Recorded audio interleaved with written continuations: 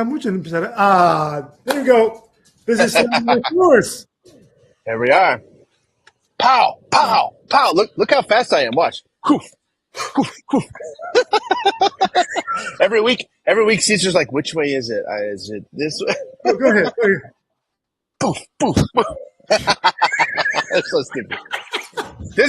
This is why nobody watches, because we act like jerks. That's the reason.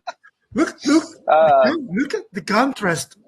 You are outside with a Hawaiian shirt, and inside with the sweater and oh my goodness. That's what happens when you live so far south, right? Yeah, that's right. Well, here we are. We're moving forward. Spring weather nicer now, which we will really appreciate that. Okay, when it's cold up here. When it's cold up here in December, we'll come visit you down there. How's that? That's a good idea. You are welcome. All right, thank you. So here we are, Sunday Leftovers. I haven't done these in a couple of weeks. We're coming to the end. It's the 4th of September. We're coming to the end of a little fill-in space that we did between our summer series and where we're going to go in the month of September. We're in a kind of a generosity campaign at ANC, trying to face our budgetary gaps, trying to be honest about giving and generosity, but not just generosity of finance, but generosity of presence and posture and all the things. So we're gearing up for that in the month of September. But we've got one more week ahead, which Catherine will do the honors this coming Sunday. I will be in Chicago for a funeral. But reflecting back on last Sunday, this whole idea of Jesus being inspected and disapproved of by the religious establishment because in his entourage there were disciples who hadn't properly washed their hands before eating. I didn't develop this idea in the sermon, but something that's been stuck in my head about that is the way in which people of faith like to look at each other and say, I don't care what the result is. I don't like how I don't like what you're feeding yourself. And here's what I mean by this. You know, the people who come into your study and look at the books on your desk or on your shelf and they curl up their nose and they're like, well, this author you shouldn't read, or this conference you shouldn't go to, or you really shouldn't. People who pick apart the diet of other people, it's not that they're arguing with whether or not you're actually being transformed into the sort of person who acts like Jesus in the world. They want to throw out the conviction on Miranda rights, if that makes sense. They want to say it doesn't matter if you're growing, you can't go to that church, or you can't read that book, or you shouldn't go to that conference, or you shouldn't listen to that person. And I'm thinking about this my whole life. I'm reading a book right now, getting ready for.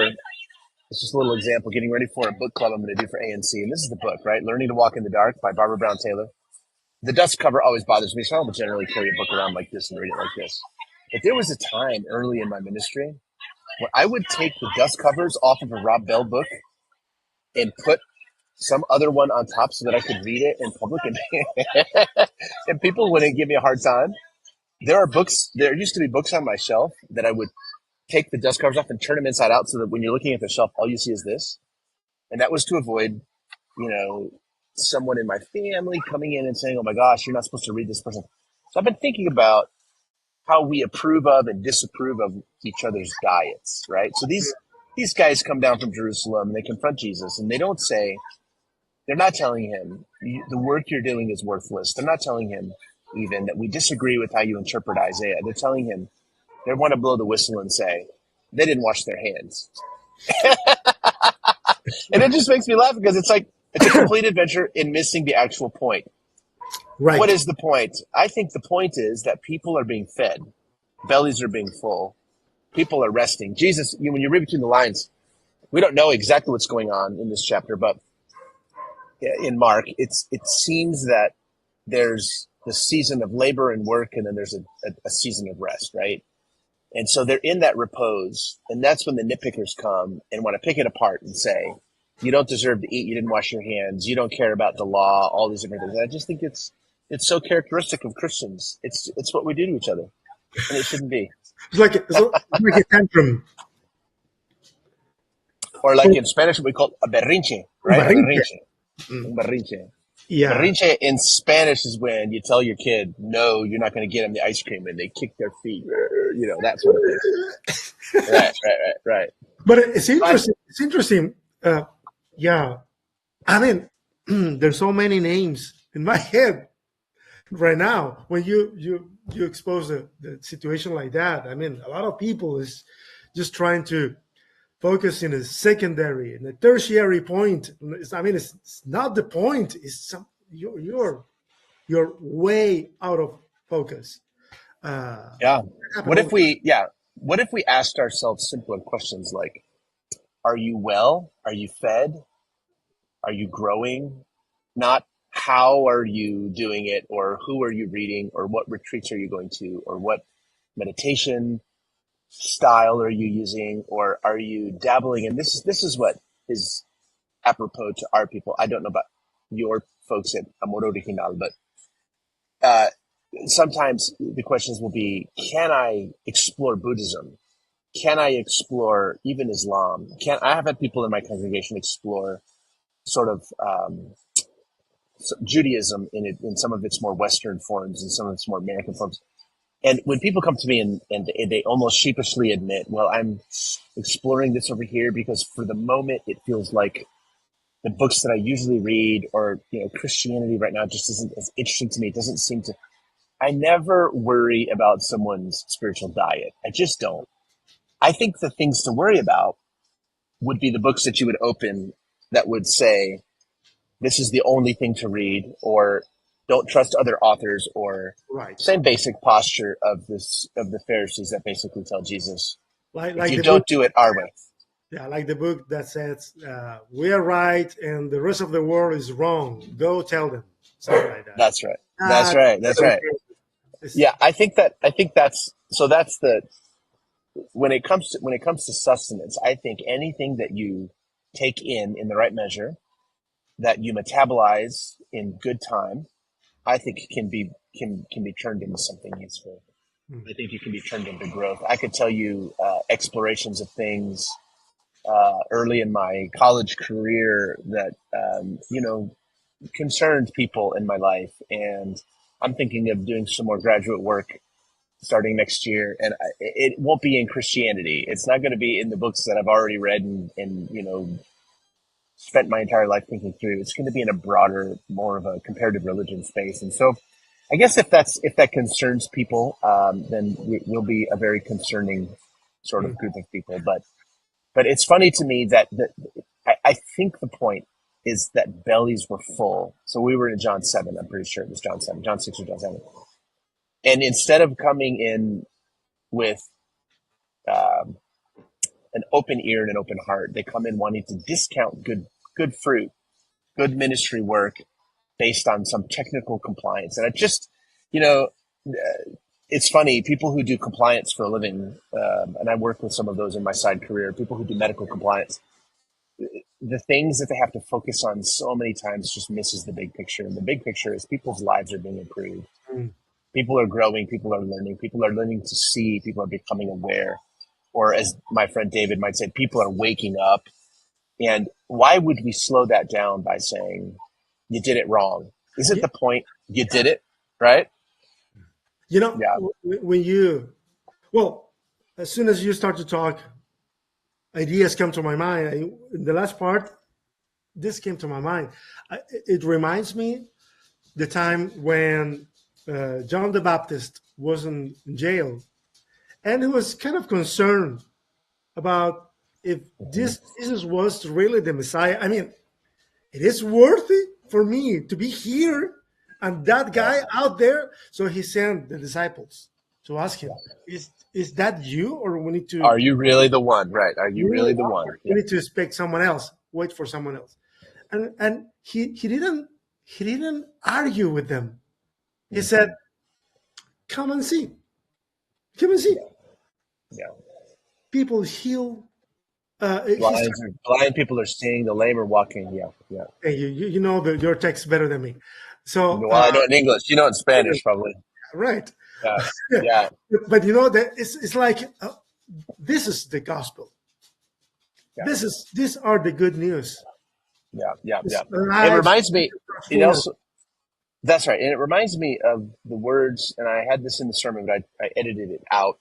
Reminds me of the words from the Magnificat, where Mary sings her song of praise at the Annunciation of the angel that basically says, you're going to give birth to the new creation. You're going to give birth to a son, and you're going to call him Jesus. And it's God's overshadowing of you. It's God's work in you. And she goes into the Magnificat, and then there's a lot of different versions of it, but these words have always stuck with me. When she prophesies what will happen, she basically says, and you will fill the bellies of the hungry with good things, good things, good things. I think we make things way more complicated than we need to. I think the gospel fills people with good things. Right. I think good rest, good wine, good food, good sustenance, healthy balance. I think these are the fruits of the kingdom, not correct thinking, correct theology, the right ceremony. I mean, if you read between the lines and you dig into the text, these guys at the time of Jesus, some of these people would literally go to the market to shop for the daily despensa, what do you say in English? The daily groceries, the food you would need for the day. And they would come home and they would literally shower themselves clean, because just being out among people in the market, they felt called into question their ceremonial purity. What kind of spirituality ends up being so focused on yourself and not on the wellness and the goodness of other people and filling others with goodness? What kind of introspective faith becomes so obsessed with your purity that you're a rotten neighbor? You're no fun on the soccer pitch. You're horrible to be on the bus with. Like you're that person who's just because everyone is wrong but you. May we never become those sorts of people. May we never. I'm afraid that we all have the tendency to be that kind of people, and so that makes me be way more aware that I could be that guy from another perspective, but I could be that guy. Yeah. So I need to be very careful with myself too. Absolutely. And I could run off a list right now of 10 authors that if I saw those books on your bookshelf, I would probably say, dude, you don't want to read it. I would say that because those are rabid exclusive nationalists, or those are super duper ideological sort of fundamentalists. But in the end, I'm doing the same thing. I'm just building a different walled city, saying there's a different set of authors that we like and there's a different set of teachings that we accept. I don't know in the end, Caesar, if we solve anything by doing things different. What I do know is that I want to spend my ministry time focusing on, are people well? Are they healed? Are they finding sustenance? That's the question, right? Are they finding sustenance? So there you have it. That's the very little left over in my brain. We've got a lot going on this week. So next week is Catherine is going to preach, right? And then next week. are we starting the Advent season, or is too early for that? No. Advent will come way in November. We're going to do a series in the month, what's left over of September and the first week of October. We're going to do a little series on generosity, and when we're done here today, my work it will be to continue to outline that and chart that out following the lectionary. But talking about generosity of presence and generosity of possessions and generosity of posture, basically, what sort of people do we want to be? We want to be the kind of people that take care of things well. Right. And then I leave for a month, and then Stan comes in October. Stan will cover the pulpit with Catherine from the 15th of October to the 15th of November. And then I'll come back just in time for the family reunion weekend, where we welcome out-of-towners to come hang out with our in-towners, and then we're gearing up for Advent. So Advent's not far away. There's a few major things that happen between now and then. But it's all good. Things are good. I can't hear you all of a sudden.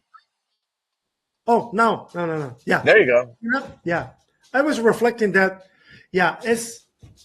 there's so many things that needs to happen before the Advent season, but it's like September, October, November, December.